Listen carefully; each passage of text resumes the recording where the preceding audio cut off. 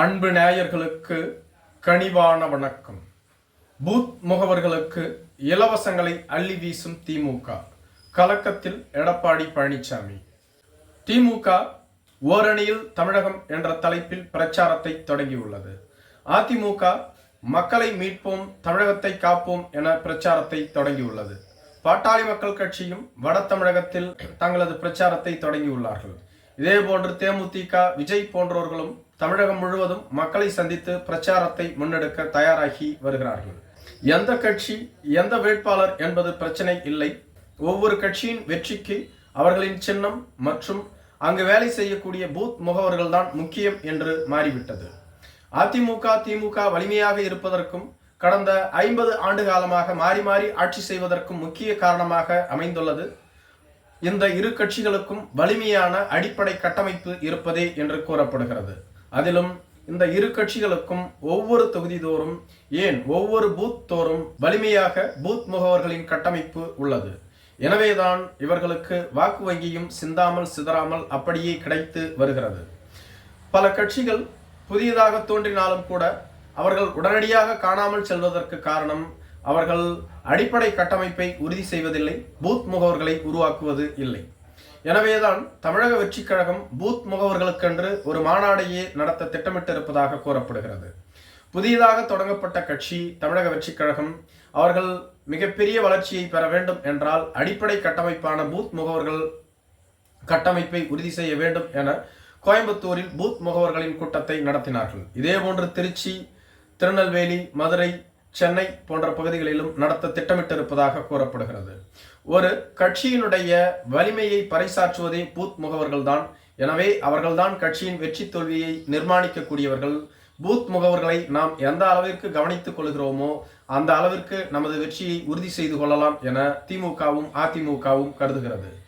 18வது மக்களவை தேர்தலின் பொழுது திமுகவின் பூத் முகவர்கள் மிக சிறப்பாக கவனிக்கப்பட்டார்கள். அவர்களுக்கென்று mutton biryani, chicken biryani, quarter, பணம் என பரிசு பொருட்கள் வழங்கப்பட்டதாக அப்பொழுதே பேச்சுகள் அடிபட்டது. மேலும் தேர்தல் முடிந்தவுடன் உதயநிதி ஸ்டாலினே பூத் முகவர்களை அழைத்து அவர்களுக்கு விருந்து வைத்திருந்தார். தற்பொழுது திமுக அதே பாணியில் இறங்கியுள்ளதாக சொல்லப்படுகிறது. திமுக 2 கோடி தொண்டர்களை தங்களது கட்சியில் இணைக்க திட்டமிட்டு வருவதாக கூறப்படுகிறது. இதே யுக்தியைத்தான் தமிழக வெற்றி கழகமும் கையில் எடுத்துள்ளது. தங்கள் கட்சியிலும் 2 கோடி தொண்டர்களை வரும் தேர்தலுக்குள் சேர்த்துவிட வேண்டும் என அவர்களும் முயற்சி செய்து வருகிறார்கள். திமுக இந்த தேர்தலில் எப்படியானும் வெற்றி பெற்றுவிட வேண்டும். திமுக தொடங்கப்பட்டதிலிருந்து தொடர்ச்சியாக 2 முறை வெற்றி பெற்றது வரலாறே இல்லை. இந்த முறை அந்த வரலாற்றை படைத்துவிட வேண்டும் என திமுக முயற்சி செய்து வருகிறது. எனவே திமுகவின் பூத் முகவர்களுக்கான கூட்டம் ஒவ்வொரு தொகுதி வாரியாகவும் நடத்தப்பட்டு வருவதாகவும், இந்த பூத் முகவர்களுக்கு செல்போன், வாட்ச், குடை, குடம், மோதிரம் என பல்வேறு விதமான பரிசு பொருட்கள் அளிக்கப்பட்டு வருவதாகவும் கூறப்படுகிறது. திமுக இதற்காக ஒரு தொகுதிக்கு 30 லட்சம் வீதம் ஒதுக்கீடு செய்துள்ளதாகவும், 234 தொகுதிகளுக்கு 600 கோடி ரூபாயை திமுக பூத் முகவர்களுக்காகவே ஒதுக்கீடு செய்துள்ளதாகவும் கூறப்படுகிறது. மேலும் பல்வேறு பகுதிகளில் அந்தந்த பூத் முகவர்களுக்கு இது போன்ற பொருட்கள் தற்பொழுதே வழங்கப்பட்டு வருவதாகவும் சொல்லப்படுகிறது. ஒரு தொகுதியில் வாக்காளர் சரிபார்ப்பு, ஒரு பூத்தில் உள்ள வாக்காளர்களின் மொத்த எண்ணிக்கை, அதில் எத்தனை பேர் நமது கட்சியை சேர்ந்தவர்கள், எத்தனை பேர் எதிரி கட்சியை சேர்ந்தவர்கள், யார் யார் நமக்கு வாக்களிப்பார்கள் என்ற அனைத்து விவரமும் இவர்களுக்குத்தான் தெரியும். தலைவர்களால், வேட்பாளர்களால் ஒரு சில வாக்குகள் மாறலாமே தவிர அடிப்படை வாக்குகள் இவர்களால் தான் உருவாக்கப்படுகிறது. எனவேதான் பூத் முகவர்களை திமுக மிக சிறப்பாக கவனித்து வருவதாக கூறப்படுகிறது. இதை கேள்விப்பட்ட அதிமுகவிற்கு மிகப்பெரிய கலக்கம் எழுந்துள்ளதாகவும் சொல்லப்படுகிறது. அதிமுக தொடர்ச்சியாக தோல்விகளை சந்தித்து வருகிறது.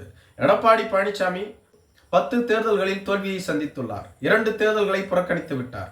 அதிமுகவின் தொண்டர்கள் சோர்வடைந்துள்ளதாகவும் கூறப்படுகிறது. மேலும் தொடர் தோல்விகளால் அதிமுகவின் பூத் முகவர்கள் கூட சோர்வடைந்துள்ளதாக கூறப்படுகிறது.